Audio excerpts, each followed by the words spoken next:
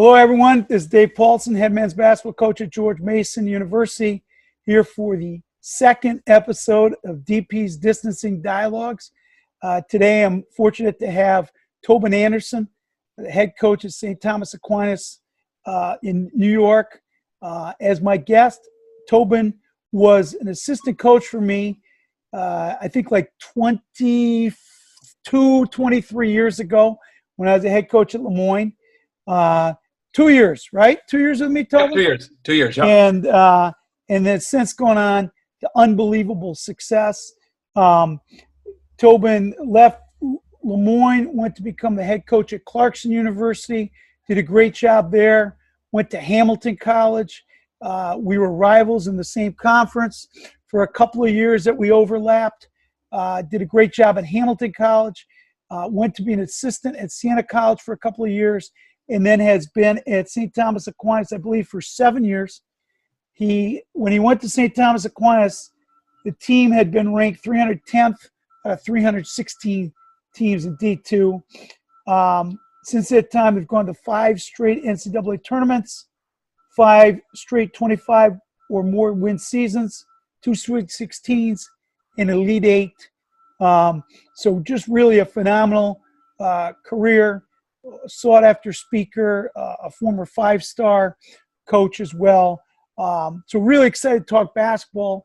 And again, just for those of you who haven't tuned in, these dialogues are kind of my idea to, well, what can we do, A, to provide some content for basketball coaches, to share ideas. These are things that Tobin and I or the other guests I'd have would normally do, sharing X's and O's, maybe at the Final Four, maybe when we're recruiting.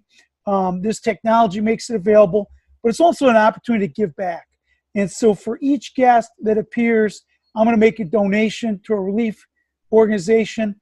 Last week, I donated to the DC Central Kitchen, which has provided over 350,000 meals in the greater Washington, D.C. area during this pandemic. This week, I'm going to donate to the NABC Coaches versus Cancer initiative. Cancer hasn't stopped. The coronavirus has not stopped, and it's made it even more difficult in many cases for cancer patients to get treatment because there's so much concern about access to hospitals and personal protective equipment. One of the things the Coaches versus Cancer, American Cancer Society, had funded the Hope Lodge, where families could stay if their loved one was getting treatment. That's been unable to continue because of the COVID. So those Hope Lodges have been turned over to healthcare workers, who maybe are worried about coming home to their families. So again, American Cancer Society and Coaches versus Cancer continuing in the fight for this noble cause. And Tobin, you have a group that you're going to donate to? Yes, DP. First of all, it's what a great thing this is, and what you're doing here for the community and for coaches and for people out there. So it's an awesome thing. And so I'm gonna donate to the NIAC Hunger Coalition, which is similar to your charity. They serve meals in downtown Nyack to underprivileged and people who are hurt right now. I mean, there's so many people affected by this economically, health-wise, the whole thing. So our players and our staff have done a lot of work down there, donating and serving meals throughout the last 6-7 years. So it's a great charity. And so we're once this is, I'll donate down there, and couldn't find a better a way of helping out and being of service right now to the community, which everybody's struggling, and this is a great thing to do. And so, so this conversation we probably have without cameras, so it's great to have it now on camera, and hopefully this can help some people too. Now, the fact that there's cameras, you're going to have to behave a little bit more appropriately than might be otherwise the case. But so, Tobin, unbelievable success everywhere you've been. But I think, truthfully, another level of success at St. Thomas Aquinas. So I guess one of my first questions is, what's been different at STAC? How have you changed? How have you evolved? What has put you and your program in position to have that kind of success? Yeah, that's a great question. Obviously, first of all, I've had, coaching with you and having used as a boss when I was 24 years old, and that for those 2 years, and my dad was a high school coach for 30 years, so being around him for my whole entire life, being coached by him, and then having mentors like Max Good, who's my prep school coach, and Herb Kinney, my college coach, and then you for 2 years. Like I had great mentors. I also had all the answers when I was 24 years old. As you did. You had all the answers. So I know that was coming. So I'm like, I had all the answers. I want to be a head coach. I want to be a head coach. Then I can do this, whatever. Why? You get humbled very quickly when you're a head coach. That's for sure. Because you think you have all the answers, and all of a sudden you're getting your tail kicked, and it's you got to learn and you got to figure things out a little bit. And I think I was a head coach for 5 years at Clarkson and 7 at Hamilton's for 12 years at Division III, and then I went back to being an assistant. And I think when I was able to go back and be an assistant coach at Siena, I was able to kind of sit back and the pressure of the head coach feels everything. Like the emotion, every loss stings. It's hard to take the emotions out of it sometimes. So being an assistant for 2 years kind of gave me a chance to sit back and dissect how I was doing things myself as a head coach, see some faults that I had along the way, things I was doing wrong. The emotions and being able to look at things from a central, neutral situation. And I think I became a much better head coach when I came back to be a head coach after those 2 years. And I think I'm much more able to give my assistant coaches more responsibility, more power now. I'm not trying to do everything. I'm not just killing myself to do every single thing in the program. I'm not trying to grind the guys as much as I used to. I think more about the mental health and giving them a chance to kind of enjoy being a college basketball player. I'm like you, DP. I'm a come at you the whole time, and I'm a hard charger, hard worker. But it's good sometimes to give them room and to give your assistant coaches some responsibility. So I'm definitely a better head coach. Now you better be a better head coach. I mean, if you're doing something wrong, if you're not getting better. So I think I'm definitely a better head coach now than I was 10 years ago. And I can listen better, and I don't want to get you started again, but I definitely listen more now. Sometimes you talk too much. You don't take into account, what people are saying and what the players are saying. And I'm like a much better listener now. Having been married for 17 years and having 2 young kids, raising kids, it's helped me become a more patient person and see it all in the big picture. So I think that all those things have helped me become a much better head coach. And then we've gotten lucky to be at a place where they want us to win. They care about things. The people are good people. And we've gotten some pretty good players too. That's been helpful as well. Yes. And so, interesting, just again, this audience I would expect would be, some Mason fans and supporters of the program that tune in just because they can't get enough content, and that's awesome. There's going to be some STAC fans and people like that, certainly coaches that we know. But for Mason fans, Cam Morrell, who spent 2 years in the Mason program, was looking for a bigger role, and Tobin was the first guy I thought of, and Cam ended up going and having 2 really good productive years with you.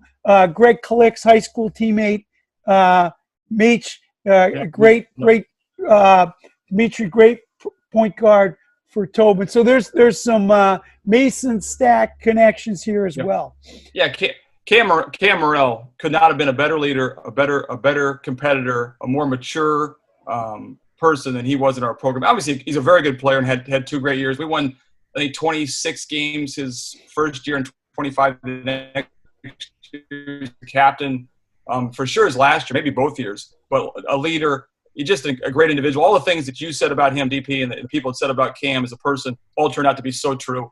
Never met a guy more balanced and just a great with the kids, great with the alumni, great with people. And so he had 2 awesome years for us, and that was special. I mean, you can find good players. When you find really good people like what Cam was for us, that was a special thing. And so we stayed in touch. He's actually coaching at Memphis now with Penny Hardaway. I think he's got a great coaching career ahead of him. So, it's good. Sometimes it doesn't work out for guys at certain situations because there's high levels and different levels and things like that. Cam found a great place at STAC, and what he learned at George Matt.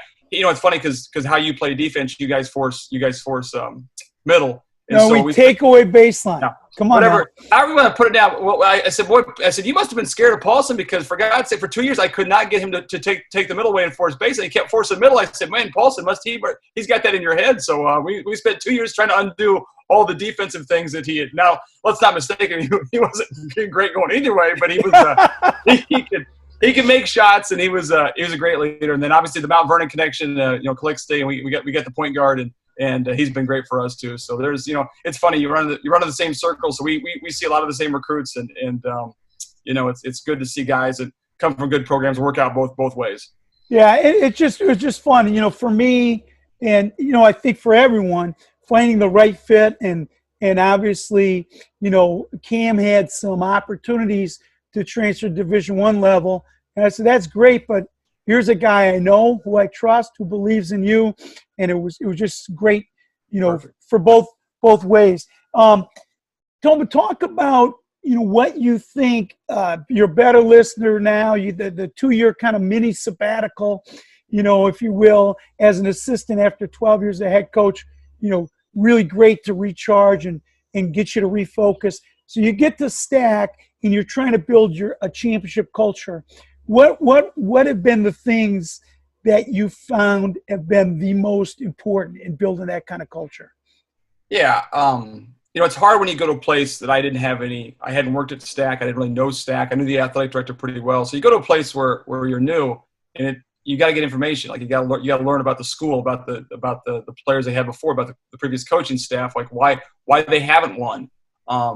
So it takes a lot of communication, a lot of listening to know what's going on here, what are the challenges. So I mean, I when we got the job, it's full speed ahead. We're diving into everything and trying to learn as much as you can about the past and the history. And actually, there's a great tradition. It's that Gordy Chase, who coached for the Utah Jazz for a long time, played and coached here. So they won a lot when they were NAIA about 25 years ago, and they had a real lack of success for about 15, 20 years. So we had to dive in and figure out what was going on, what were the challenges ahead. Was it institutional? Was it because of the school? Was it because of the scholarship situation, the facilities, that kind of thing? But at the end of the day, it's like, those are just hurdles. We found ways of being creative. And I think the first thing we got here was we're not going to make excuses. We're not going to worry about things we can't control. Everybody has issues. Every program has issues. I don't care where you're at. There's always some obstacles there. So we were able to kind of put that stuff aside and just focus on what's it going to take for us to be successful here. And we had to get, the kids who are already here, get them on board as far as how we're going to do things, our culture. The work ethic has to be at a high level. I don't think it was when we got here. We had to get guys in shape. I think, conditioning is a huge part of our program, how we play. We press and play up tempo. So we had to get guys in shape. We had to, get that work ethic down for our players as far as getting in the gym. Our gym's not big. We don't have a big arena, but it's open. There's no volleyball at STAC. So the gym is just for basketball. So our guys can get in there at 6 in the morning and they can be in there at midnight. So that was our selling point. Like, hey guys, you want to become a better player. This gym's always open and our coaching staff will always be here with you. So we were able to establish that work ethic, communicate with the guys, and then recruit the right kind of guys. And that's like, we try to do a great job evaluating, because in Division II, you can see more guys. You can be out there a little bit more. We were able to find some guys who probably were Division I players who fell through the cracks because either they weren't quite physically ready at that point, or they had just been under-recruited, or they didn't play a certain position, and they fit for our style in our program. And we were able to get some guys who ended up being, our first recruiting class. We had one guy who ends up being, he's in the Raptors with the G League team now, as a 2-time All-American, National Player of the Year, and a couple of things. He scored 2,100 points. Other kid from Malloy High School scored 1,900 points. 2 more guys scored 1,500 points. That was our first recruiting class. Now, I like that I'm this incredible recruiter. We got a little bit lucky because you have to get a little bit lucky sometimes, but they were the right kind of kids and great leaders. And that kind of set the table then for how we're going to do things. And they came in, they worked hard. And once you get that going, then they kind of lead the guys who come in behind them. So, it's hard when you first get to a new place, because it's like you feel like you're trying to learn everything. And I went around and I learned a lot from people who'd taken jobs before. And when I took over Hamilton, as you know, the coach before me, Tom Murphy, was a legend. He won 600 games. I learned a lot from taking over that job and making some mistakes, like not doing things necessarily the right way and listening as much. And I have all the answers. Well, I didn't have all the answers at STAC, so I listened and paid attention to what people said and said, hey, how are we going to become a really good team? And it did, and we got better quicker than I think we thought we would. And so that kind of got things going too. When you have success early, that really helps to get the thing going. That's great. So there's a million things that we could talk about in this, and you and I will continue these conversations. But I think the YouTube channel might anyone who tunes in might fall asleep if we go longer than an hour. So there's three things. At the end, I definitely want to save time to really dissect your press, because I think that is something that has been an identity for you and your program. I think you've been able to recruit to your press, things like that. So we're going to get to that. That's going to be third. But two other things that I'm struck with, and so part of this is selfish. I heard you speak on another virtual clinic, and obviously we talk all the time, but there's a couple things I think that you do that are unique. How you build the gym rat culture, like how you really foster guys wanting to get in the gym, tracking them getting in the gym, improving their skill. I think that's one. So I want to talk about that first. Secondly, I was struck with something that you've done just recently in terms of charting games and giving feedback to your team. And then we want to get to the press. So I guess the first is just talk about, building that gym rat culture and some specifics that you guys do that you think have been effective. Yeah, that's what people want to hear, is things a little bit unique. And I think that's one thing we try to do, is to be a little bit different, a little bit unique. And the first thing is our coaches, the players come first. So, people want to watch film and they want to recruit, they want to do all these kind of things. But at the end of the day, it's your players getting better that makes you a better program. So we fully believe that. So if a kid comes in and says, hey, I want to go shoot, we put down your scouting report, you put down your film, you put down your phone, and you go in the gym and you shoot with the players. So that's the players always come first. So we did a couple things. We're big on shooting games, like things that are fun. So like we have about 8 or 9 different shooting contests, and you may have seen a couple of these yourself, and you may have possibly stolen a couple of these. I'm not saying that you have, but you may. Or you might have stolen a couple from me. Yeah, that goes both ways. Yes, both ways. Amen. Nothing's copyrighted here at all, so you can take what you want. Actually, they're called like Patino shooting and Calipari shooting, so that's where they probably come from. Probably stolen from them. Yes.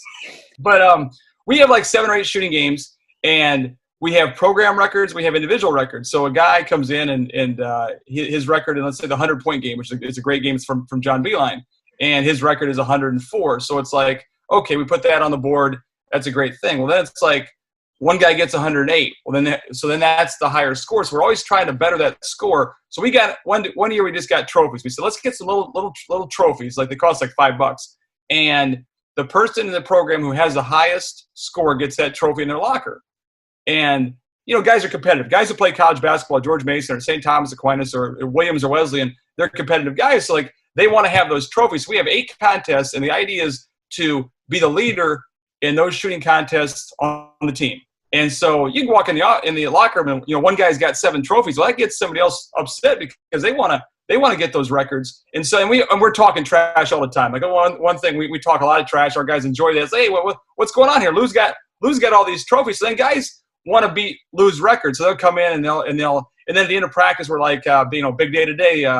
Dave Paulsen got 120 on the 100-point game, and guys start talking trash, and guys will then stay after, and it makes it a fun thing. And what's happening is by doing that, guys are coming in and shooting all the time, And then a guy who's not coming in and shooting, we're just all over him, like, hey, you can't compete with these guys. You're not as competitive as these guys, and you don't have any trophies, that kind of thing, and stuff like that. And so, we have a program record.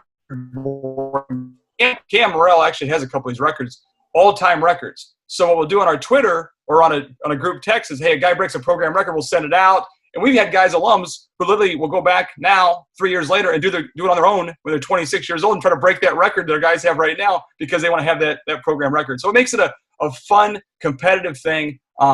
We get the guys that come in the gym. We get guys talking trash. We get to be competitive. And that's a great thing. One of the other things we do is we have that. I think I talked to you about the Ironman Club. That is unique. The Ironman Club is a thing we do.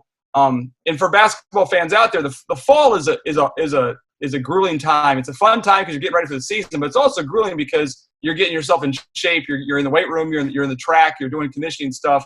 So we have an Ironman Club where if you don't miss a workout all through September and October, you don't miss any weights, running, basketball. Any kind of basketball workout, you are part of the Ironman Club. So we got a big plaque on our locker room wall. And so we put your name on the plaque, and it goes up on the wall forever. It'll be there for the guys we had the very first year are still up there. And then we give you a T-shirt. So the T-shirts say Ironman Club on the back. Well, it's amazing what one small little T-shirt does, and it just says Ironman on it. Well, you walk around campus, it says Ironman. People think you're like some kind of superhero. So the guy's like in there talking trash about that kind of stuff too. So that's another fun thing we do, just to like, hey, this is, we want to be competitive. We want to be tough. We want to be mentally bought in, and to get that, foster that environment of hard work and toughness. And, it's like, listen, we're going to be right there with you. If you want to shoot, if you want to shoot, you come find me. I'll come shoot with you. I don't care what I'm doing. I'll come shoot with you, and we'll try to break that record for the 100-point game and things like that. And it's a fun thing we do, a fun way of getting our guys in the gym.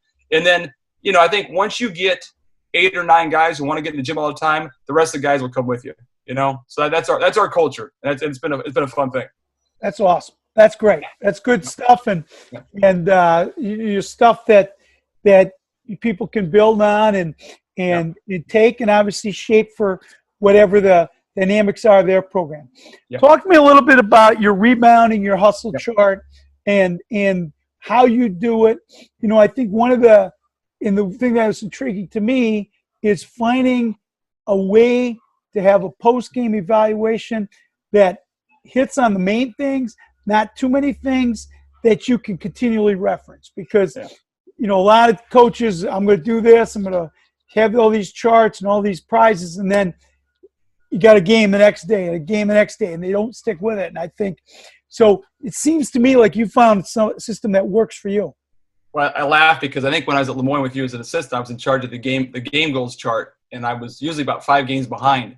Yes. And you walk in the locker room, and you walk in the locker room, and you say, Tobe, you got to update the game goals chart. So every coach has their goals, like going on game goals or ideas. And so that was one thing I was always like back and forth. How much stats? How much analytics? The world of analytics right now. How much do you do as far as that stuff goes? And so we didn't do a ton. And then I hired a guy, Rob Tosti, who played for me at Hamilton, who's now the head coach at Pomfret. Really good guy, good coach. And he'd been with Kyle Smith, who's now at Washington State, was at Columbia, and they're huge into analytics. We were out of 316 Division II teams, we were like 290th in rebounding. We were still 27-5 one year.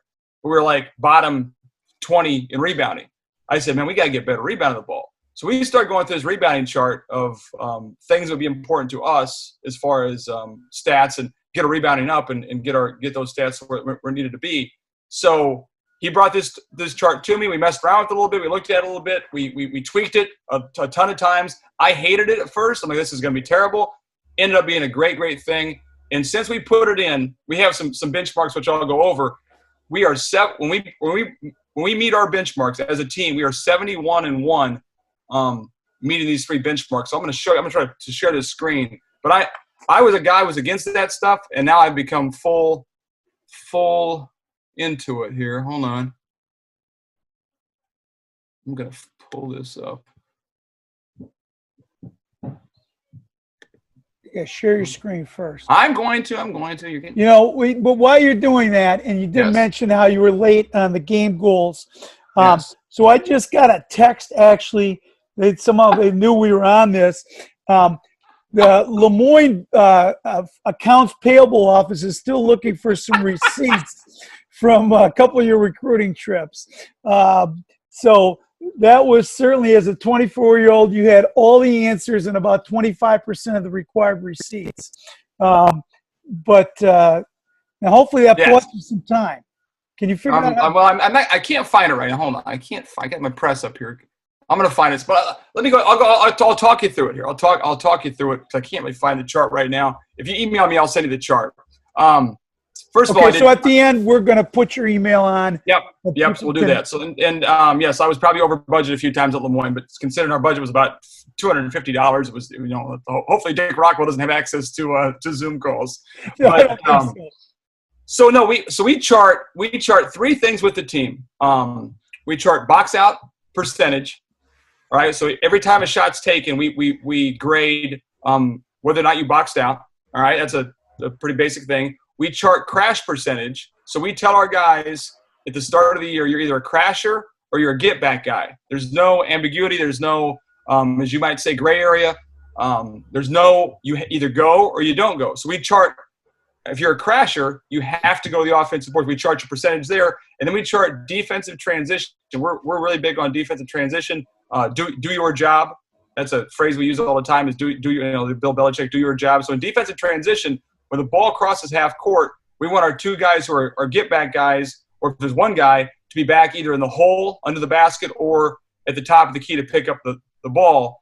If they're not in those spots when the ball crosses half court, they get a -1 for not doing their job in defensive transition. So the three things go ahead. So the get back guys, one guy in the hole, one guy at the top of the key. Once the ball crosses half court. Yep, that's a definite. There's no when the ball crosses half court, you got to be in those. And we actually put down X's on our practice floor. So you've got to be in those X's. Like the phrase we use all the time is get to your X's. If you're in those X's and the ball crosses half court, you've done your job. You get a +1 for defensive transition. If you're not, you get a -1.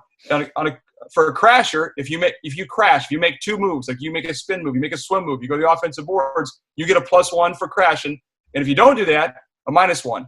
On box out, you make an attempt to box out. If you go hit a guy, hit and hold, or hit and turn and pull the guy off, or if you're a guard, if you just make some contact, we give you a +1 for box out, -1 for not getting it. If we get, as a team, 80% in those three categories, we call it 80-80-80, we are 71-1 in our time at STAC, since we put it in about 5 years ago. That's our record, 80-80-80. So we get that. All right, so now box out guys. Okay, so I box out +1. I box out the next time +1. I box out the next time +1. And the next time I got a -1. And then you just basically, you add up the ratio of +1, it's the -1s. I got my 80%. You got 60%. The next kid had 100%. So not only do you get a team score, you take all the pluses, all the minuses. Our team score was 82%. Okay, but then also each individual player had his score. Right? Is that? So each player has their own individual score. So purpose that we factor things in there, like we also factor back tips in the press, steals, deflections, contesting shots. There's about 10 things we chart that are on there, but the three main ones are those three things. So each player gets a grade per possession. So it's nice because a guy who plays 20 possessions has the same standards as a guy who plays 100 possessions. So sometimes the guy who plays 20 possessions will grade out higher because he's got less, he's got to be more exact, more precise. He's got to do his job in those 20 possessions. So at the end of the game, so we chart this after every game, not during the game, the next day. So before or after each game, the next day before practice, we hand them a chart. And here's your personal score, and here's our team score. All right? So we have you kind of get an idea with our program. We do some fun things. So we have the guy with the highest personal score gets a championship. It's like a wrestling belt. They get this big belt around their waist. They get to wear for the week, put it in their locker. We take a picture, put it on Twitter, and that's the champion. We play John Cena music. We play music. The guys all like that. He's the champion. He won the categories there. And then the team thing, if we get 80-80-80, we celebrate. Hey, great stuff. That's a great job. If we don't, we go upstairs, we get loose, and we run a gauntlet, which is a 17 across, take a minute break, 17 across, minute break, then a 9 and 30. So it's a deadly sprint that the team runs if we don't get 80-80-80. So, the goal is 80-80-80. If we get that, we usually win. If we don't get it, we run. There's a personal score for each guy on that chart, and we can hand that to the guys the next day. That's the analytics for us. There's a definite score here, and of course we get some guys challenging our grading system and things like that. But it's pretty precise. We're pretty definite about it. It takes about 2.5 hours to go through each possession as a coach to give it to them. And we do it after every game. Every game we hand to. So we play in the NCAA tournament. We play on Saturday, and then we went on Saturday, play on Sunday. We'll stay up until when we give them that chart the next day. Here's our stats. Here's what it is. And then once that's done, boom. And then we go on from there. So we also have a thing. We give them superheroes. So if a guard gets 5 defensive rebounds, he gets a little like a Superman or a Spider. He's a superhero, a Spider-Man or Batman or whatever. in a crasher, if he designates you a crasher, you have to get 8. So if you look into our locker room, in their lockers, guys will have, our best rebounders will have 10, 12 little superhero guys. It costs like $1 from the dollar store. Just a fun thing. So we promoted rebounding, and we went from being 290 to since then we've been top 20 for the last 5 years of rebounding. I'm not saying it's all because of that chart, but we put an emphasis on that. We really bought into it big time. The guys enjoy it. The guys like it. They talk about it all the time, and it's worked out well for us. That's a lot of good stuff. So, a couple questions probably that people are going to have. Yep. So, does the whole staff watch the film to grade it, or do you have one guy do it, or is it the same guy all the time? Because obviously, if you have one assistant do it one time, the next guy does it, he might be a harder grader, easier grader. How do you do that? Well, the first 2 years when Rob Tosti put it in for us, he loved it. It was his baby, so he did every game. He did every game, no matter what it was. He did it, and he was pretty consistent. Since then, we've usually had 2 guys do it, and the guys can tell who grades harder than other guys do sometimes. So there's some ambiguity there as far as the different coaches go. But we try to be pretty consistent with what it is, and guys will come and ask, like, what do you think here on this? Was that a good attempt, bad attempt? And I kind of have the final grade sometimes. We're good to make sure we show them clips too. One thing we also do is after each game, we have a thing called winning plays and losing plays. And so, because if you win, there's definitely plays you made in that game that are going to hurt you down the road because you didn't do the right thing. And what happened was our 4th year, we won 21 games in a row. It was a lot of fun. And you've been there. You've had those kind of years, but it's like you start winning and things start to slip, and you start to like celebrate the wins too much and not focus on. So we wanted to have a way of saying, hey guys, we're winning, but here's things that are going to hurt us down the road. And we started this winning and losing plays thing. So then we come in, the first thing we do is hand them the chart. Here's the chart. Here's the winner, the individual winner. Here's our 80-80-80. Here's our superheroes. Now let's watch losing plays first. Here's the plays that could hurt you. We won. Then winning plays are always last. And the winning plays are usually a positive way of, hey, here's making an extra pass, diving for a loose ball, taking a charge. We'll put some funny stuff on there too. But it's also good after a loss. And I'm sure DP, you're the same way. Losing drives. I know losing drives you crazy, drives me crazy. But it's a way after a loss to come in and say, you know what, we lost, but here's 15, 20 plays we made that are winning plays. If we keep doing these things, we're going to eventually get to be the team we want to be and get better. And that's been able to, because after a loss, sometimes you come in and you want to watch tape and you just want to kill the guys and go for 45 minutes. It's allowed me to not focus on that so much. We're going to do winning, losing plays no matter what happens, win or lose. Here's our 15 losing plays. Here's our 15 winning plays. The guys watch it. This was good. This was bad. Now let's go upstairs and let's get better for the next day of practice. And that's helped me as opposed to are there days I come in and we watch maybe a lot of losing plays after a loss or something like that? Yeah, there definitely is. But I've been a little more consistent, I think, after wins and losses of being, here's our information, more I don't know, just more analytical, more that way towards our getting better. And I think that's a great thing to continue for all of us as coaches, to stay process-driven rather than results-driven. Because, absolutely, as you said, you can win a game, and there's some things that are going to bite you in the rear end later on. Yep. You can lose a game, and you're like, you know what? We weren't as far away from being successful as we thought. If we keep pounding the rock, keep staying with it, we'll be good. Okay. Now, are you able to share your screen and watch some? Yes. Let's get that up here. Let's get this technology stuff done. And now let's just talk a little bit about your press, what you guys do, and how you teach it, and what do you think are the most important things. And obviously, we're not going to cover everything. No. But take it away. No, you can see it, right? It's up there. You got it? Yeah, you got to, I think, move it up, your camera. All right, hold on. All I can see is the stack pressure defense in the first bullet point. It's who we are as a program. Can you see that now? Is it going down? No, I just see. So all I can see is the title and your first bullet point. Oh, man. Right, and an aggressive attacking mentality with a spelling error. So I don't know, frickin' Wesleyan education. Good Lord, Tobin. Well, Wesleyan's a solid school. It's not. It's no Williams. No, it's not. But So you still. Well, let me try this again. Let's stop the share. Let me go back to this one again. I've done about 6 of these, and I've never had any problems. But this is all right. Let's go here. Let's try this one. Share. All right. there you go.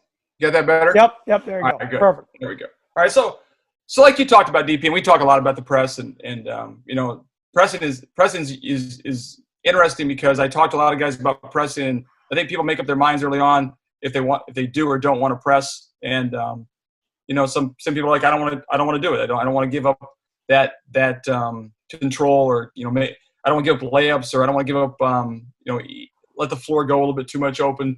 So we have to believe in it. You got to be convicted. That's one thing. As you've been coaching, as you coach longer, it's like, if we've been believing what we're doing, we're not going to change. We're going to make it better. So the press is a big part of our program. We're attacking, aggressive. We have a small gym. We've been getting our tails kicked here for a long time before they got here. And we're like, we're not going to sit back and let teams just come in here and beat us. We're going to be aggressive and get better. And I thought when I first got here that we were playing against teams that had a lot of Division I transfers, a lot of good, Bridgeport and LIU posts, and schools that had won a lot over a period of time. And I didn't think I could get the top 5 players of the conference, but I thought I'd get 10 guys who could play hard, play together, and be in great shape.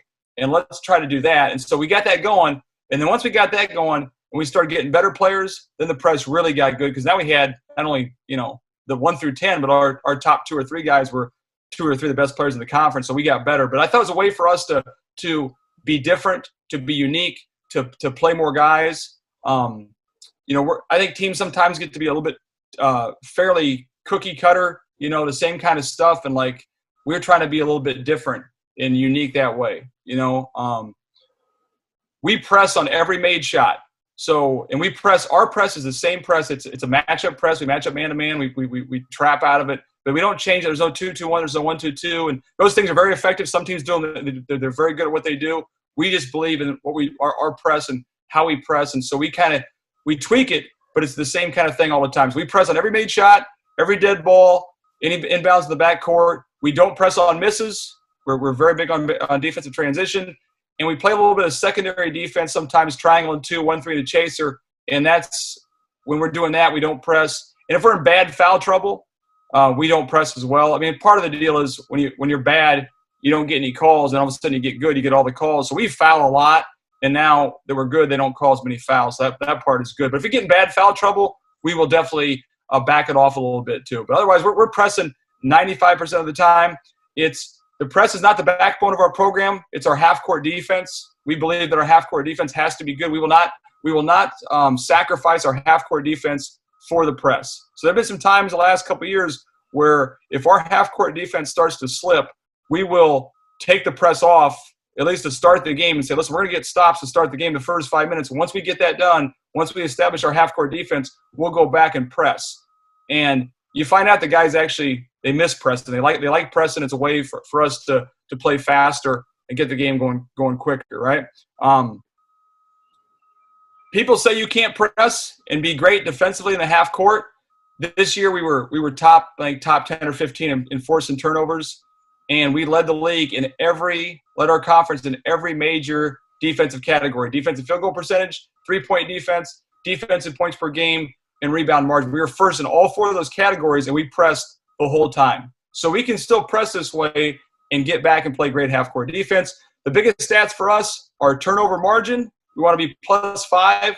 We did a stat a few years ago. The teams that were +5 or more in turnover margin all won 23+ games in Division II, and in Division I it was like something more than that. So we're trying to be +5 in turnover margin, and then defensive points per possession.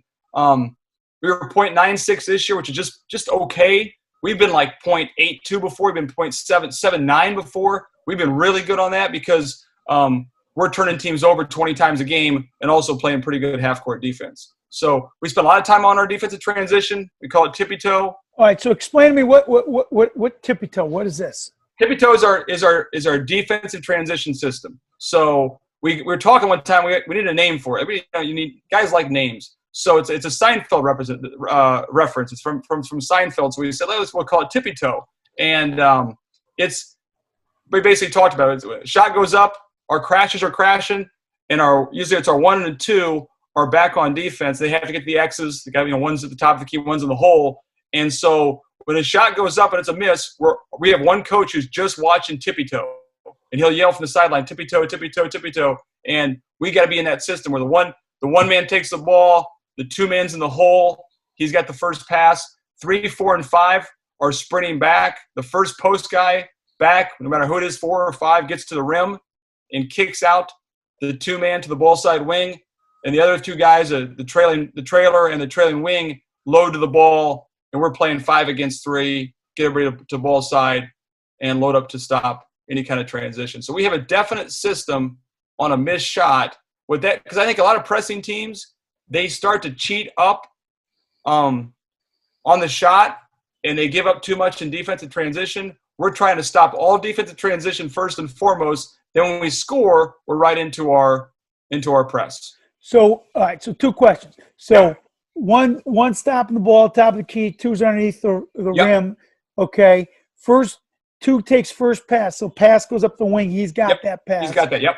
Okay. Yep. Otherwise, he's got the rim runner until the first big back can bump him out.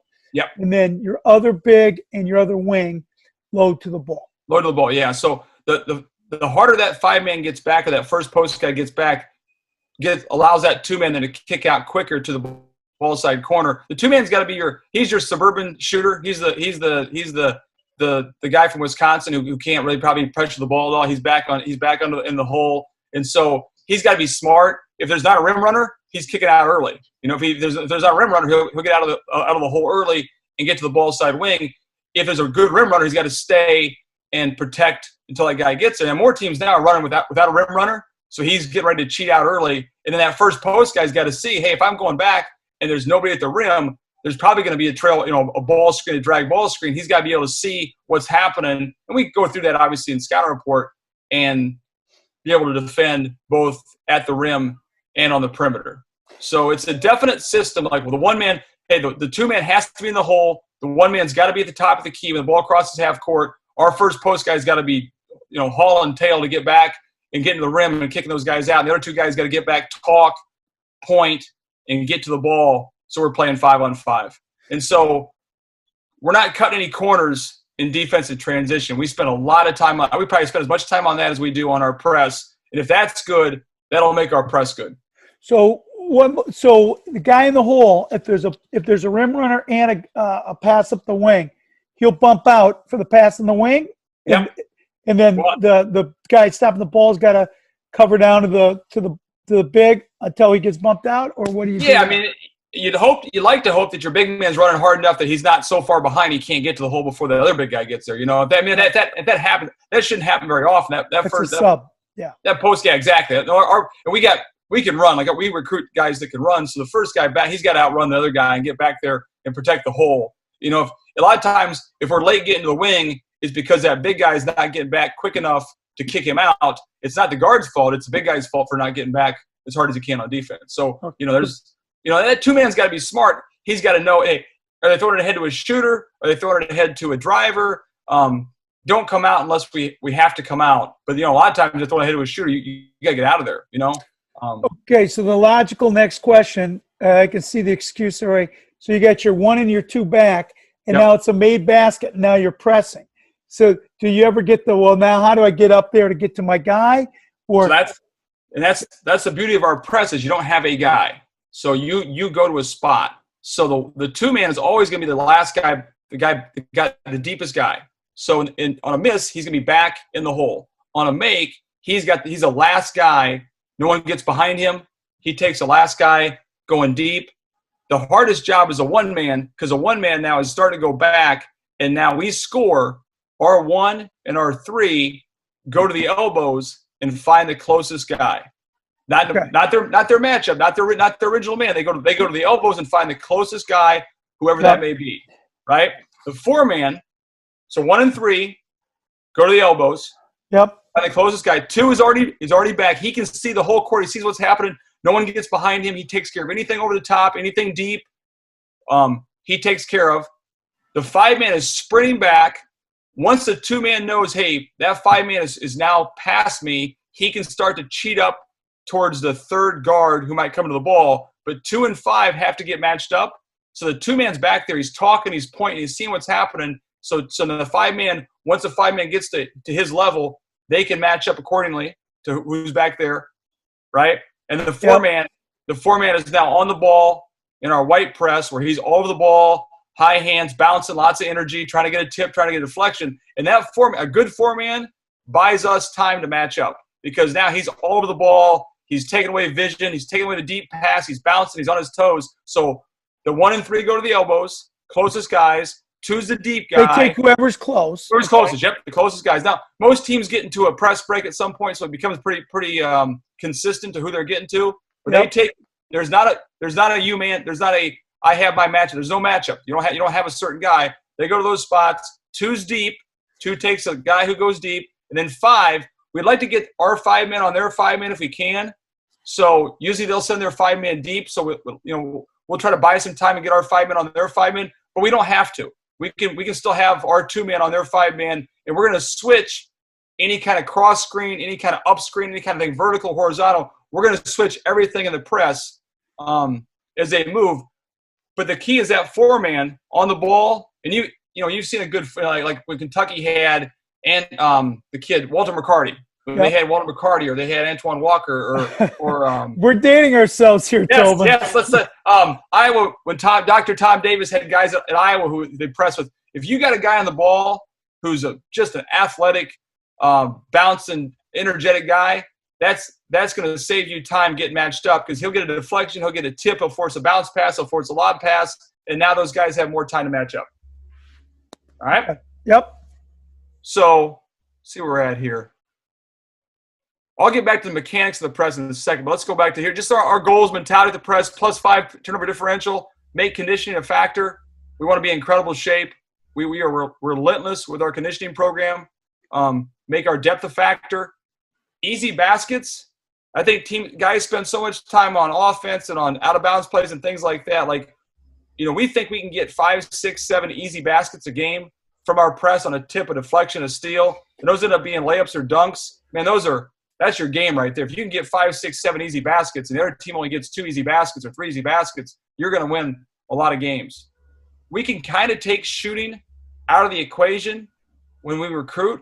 We'll take guys who really are not great shooters, but they're great in the press, and then we'll work with them hard on their shooting. But there's a role for a guy who's not a great shooter because of how we play. Most teams, they play half-court offense, half-court defense. That guy can't shoot. It's like he's a problem. We've had guys here who couldn't shoot, but were great for us because they could really press.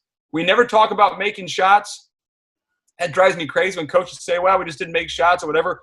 We can win this way on a night we can't make a shot. There have been nights we couldn't make a 3, couldn't make a jumper, but we got 20 turnovers and got a bunch of easy baskets, layups, steals, back tips, and we won because of that. It's fun for recruiting, fun to play, fun to coach. I enjoy going to practice. And the funny thing is, DP, when you were coaching at St. Lawrence, your teams back then were pressing teams. I loved watching those. I loved to go watch you guys play, and you guys were tremendous. But it's like it's fun. It's fun. It's a fun way of watching teams play. We beat bad teams because there's more possessions. We don't get upset very much at all, if at all, the last 5, 6 years, because we're always making the game fast and speeding things up. And then we're always ready to go. We've been very good on the road. There's never a time when you can say, well, we're tired, we had class today, or we've been sitting around the hotel all day, it's been a long day, it's a 7 o'clock tip. Well, listen, we're pressing. We're ready to go. From we get off the bus and we're ready, from the first tip, there's not a, hey, we're not excited.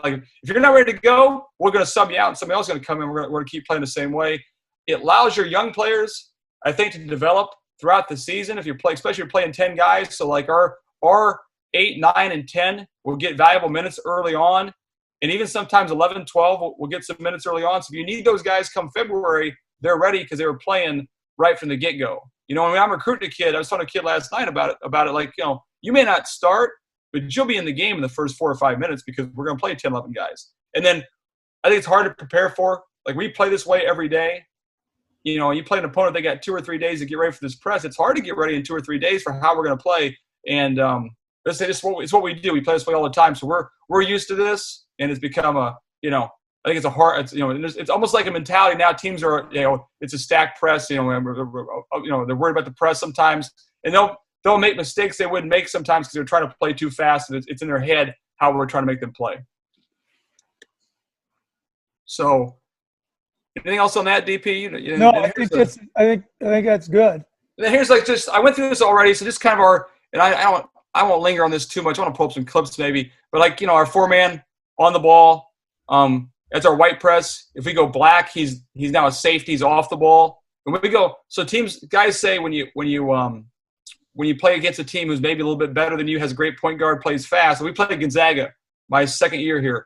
We went all black press. He was a safety. He plays back off the ball. It just kind of slows the game down. Nothing over the top. We can kind of be more conservative. If a team starts to hurt us, we'll go black press and just be a little more conservative, a little more contained that way. 1 and 3 are our 2 best on the ball defenders. So I'll go back to 4-man. He's a trapper or a gapper. So in other words, he decides to go trap that first pass, or he's in the gap, helping, recovering. Okay. And Good then point. When you go rondo, so if they only have one guy, instead of being on the ball, he's going to turn and deny the inbound man the ball. Yep. That's your rondo term. I like that. Teams will have good point guards. And the best way to beat the press, and people know this, I tell them all the time, is if you have a great point guard who can handle the ball, get open by himself. So what we'll do, if they put one guy up, we'll just take that 4-man, have him go double team the ball, and now they got to bring – the more guys they bring in the backcourt, the better it is for us because that limits their spacing. So we'll go rondo, and then the 4-man just – hey, if it's a dead corner, if you're guarding an inbounder who's a non-handler, a 4-man who can't handle, we'll trap a lot.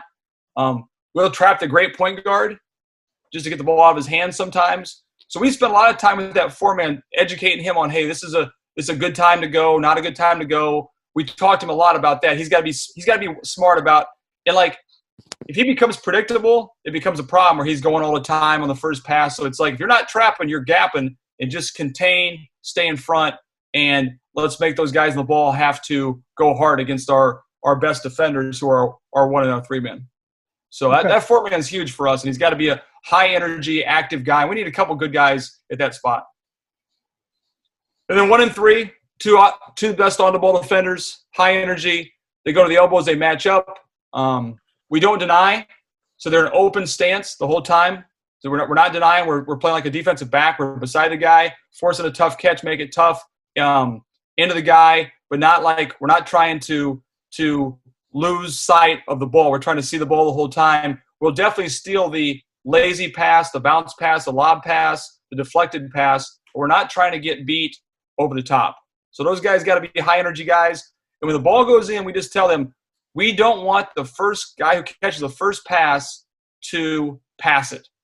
We want him to dribble. Make the guy, if you're on the ball and we don't trap, make that guy dribble. Tremendous ball pressure. And if you get beat, we're fine getting beat.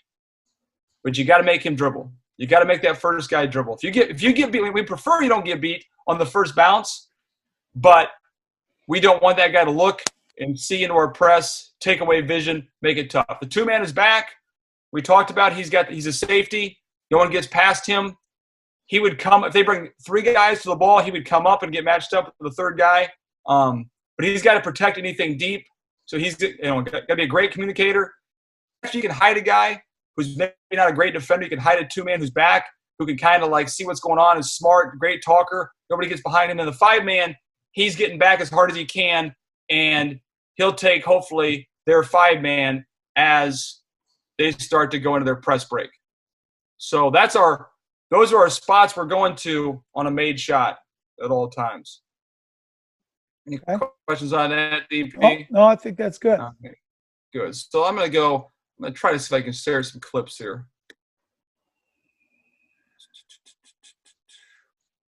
Here, just a couple more things here. Here, we switch all screens. 3 things we talk about all the time: ball pressure, ball side, ball level. We talk about that all the time. We got to be ball side. Make the handler go hard to beat us. Can't look into our press. Ball side, everybody gets the midline. When do we trap? We trap. If a guy beats us sideline, we're trying to turn the guy sideline and trap middle. So we're trying to trap from behind, trap middle. If they beat us sideline, fake traps are just as good as other traps. you know, as traps, like a fake trap, or we call them a stunt. A stunt is almost better than a trap sometimes. The fake and go back sometimes is good. What makes our press good a lot of times is we can trap the first pass. We can not trap at all. We can trap around half court. And it's the players' press. Like, they got to decide when to go and when not to go. So here we are. We're in maroon right here. We're in the maroon uniforms right there. This is posted on a YouTube. STAC. Yep. So all you got to do is go to YouTube for STAC Press, and you'll see it right there, right? So we're in the maroon right here. We're in maroon. There you see 34 on the ball. It's our 4-man. There's 13 and 25 on the ball. Open.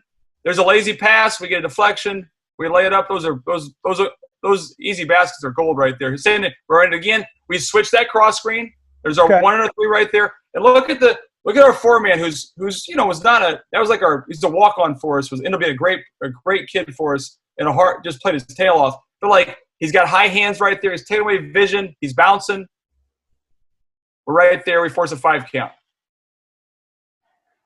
Here we are. Here's our press right here. Watch how fast we get matched up.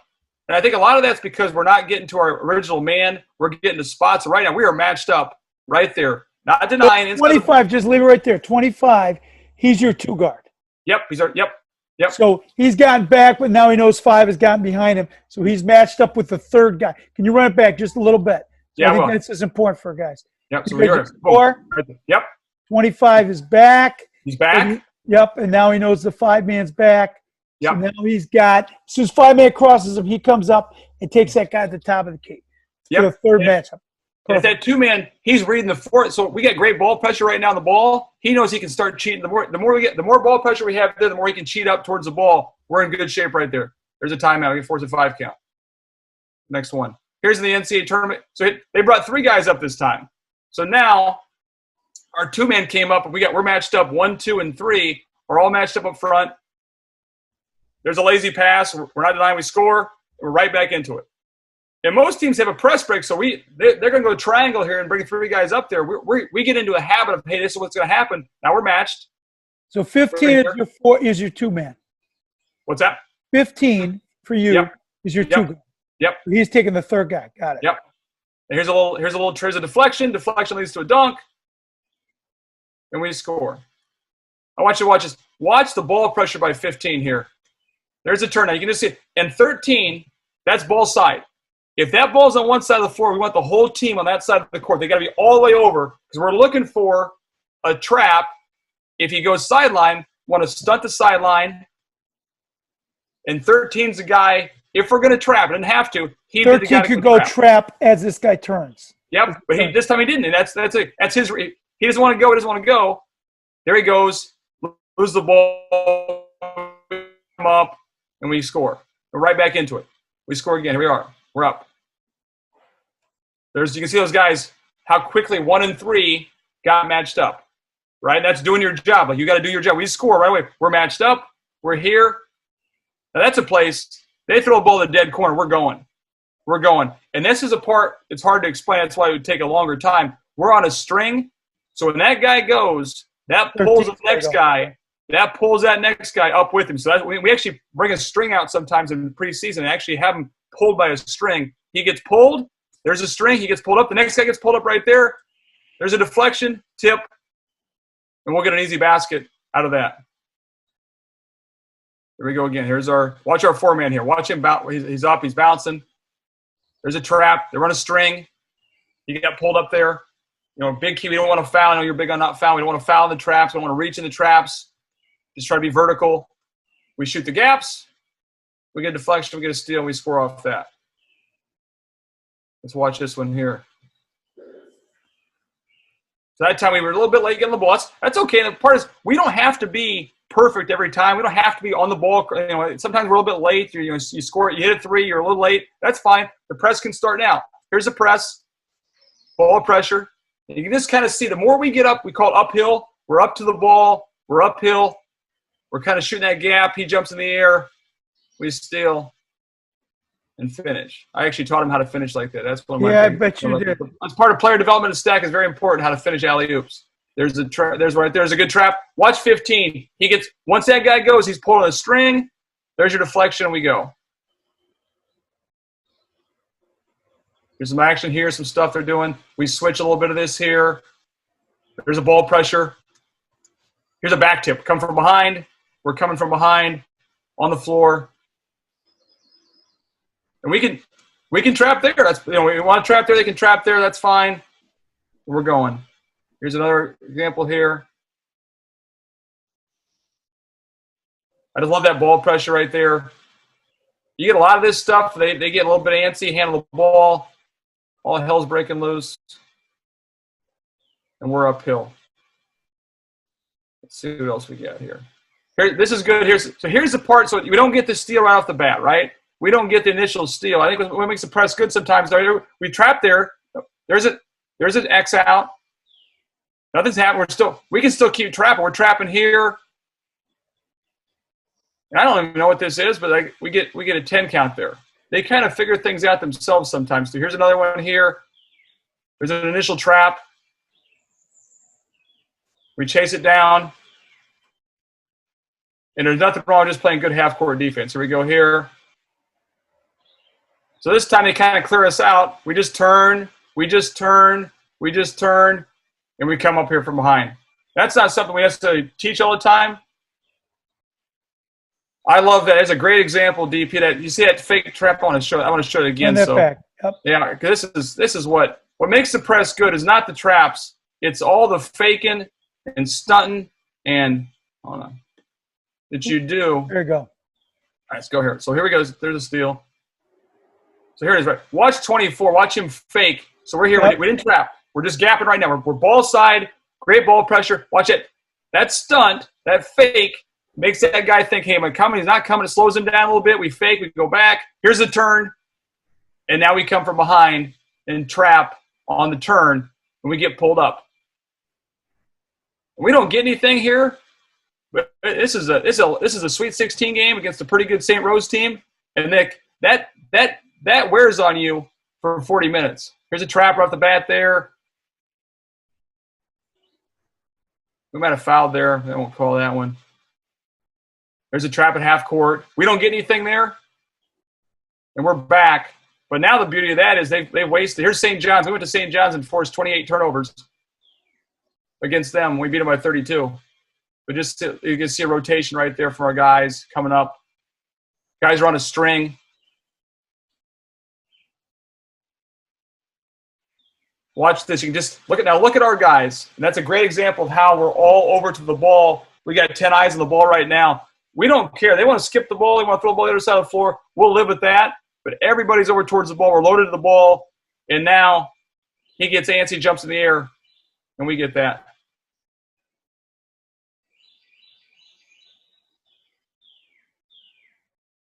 I like this here. So we trap right there. Guys are on a string. We get a deflection. Ends up being a turnover. There's a little bit here for some back pressure. I love this kind of stuff here. We come from behind, and you get a tip.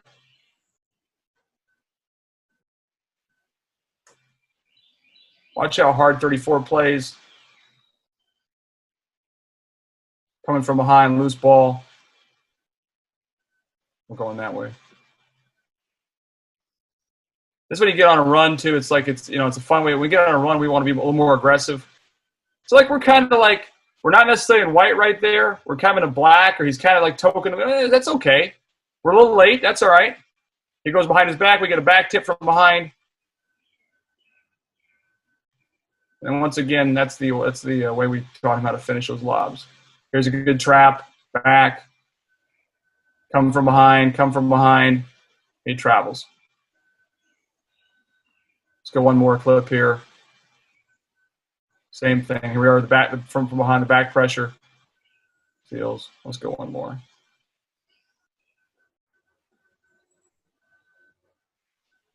We're chasing this guy down from behind. There's your steal. We're off to the races. So that's kind of the. I mean, I'll watch those clips all day long, but it's a mentality. It's a way of playing. I think when teams think about pressure, they think about you're taking a lot of chances. You're doing things you should. That's playing stupid. We don't take a lot of chances. We try to be a little more consistent and not giving up layups and easy things like that. I think one thing that'll hurt you is if you give up a lot of open threes. That's one thing we try to avoid is that the threes can hurt you. But my thing's always been, all right, if they throw the ball ahead and a guy shoots his first three and he makes his first three, that can help us because now all of a sudden he's going to shoot the next one. And now the coach starts getting a little bit like, I wish we keep on shooting those things. If he misses that first three, now it's like, well, he won't shoot the next one. We can be more aggressive. And it's like it's a mentality, it's a mindset. But like I said, like teams don't play a lot of guys, teams don't play this way. We believe in it, so we don't change things. We just keep on coming that way. That's great. Tobin, this has been awesome. Talking about your philosophy, your rise, a little bit of the press. Can you give your email address? Yep. It's T Anderso, ANDERSO at STAC, STAC.edu. And okay. That's me, and I'll get back to you right away and send that stuff. So Tobin's got handouts and Yep. stuff. And again, you can access some of the pressing stuff on their YouTube channel. Yep. Again, thanks for sharing some of your insight. It's been so much fun for me in the last 22 years to kind of watch your career path progress, doing an unbelievable job at STAC. I know things for people to take advantage of. And again, the whole purpose of this is if people watch this and they found one thing of value, think about giving back to a relief agency in your hometown or nationally, and let's all stick together and we'll get through this. So thanks so much, Tobin, and best of luck.